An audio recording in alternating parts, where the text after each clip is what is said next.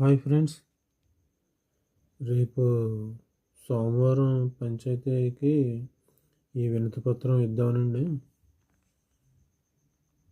సముద్రాలు ఏంటండి వాతావరణాన్ని సమస్థితిలో ఉంచుతాయంటండి.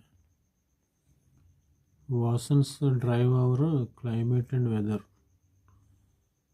సముద్రాలు ఏంటండి వాతావరణాన్ని సమస్థితిలో ఉంచుతాయండి. అలాంటి మహాసముద్రాలు ఈ ప్లాస్టిక్ చెత్తతో చాలా దారుణంగా పాడైపోయినాయండి. ఎన్నో దేశాలు ఆ ప్లాస్టిక్ చెత్తని ఏరడానికి ఎన్నో మంచి మిషనరీలు వాడుతున్నారండి.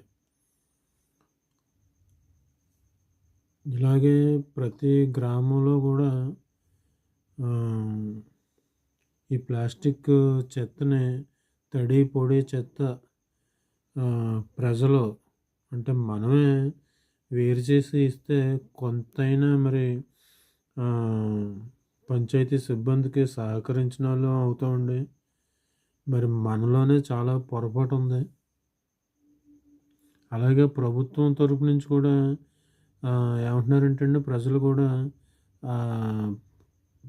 కంపెనీలు ఆపేస్తే దరిద్రం వదిలిపోద్ది కదా అని తిడుతున్నారండి.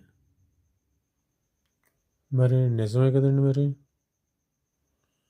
అయితే ఇప్పుడు బెక్కోలు గ్రామాన్ని ఈ ప్లాస్టిక్ రహితంగా ప్లాస్టిక్ లేని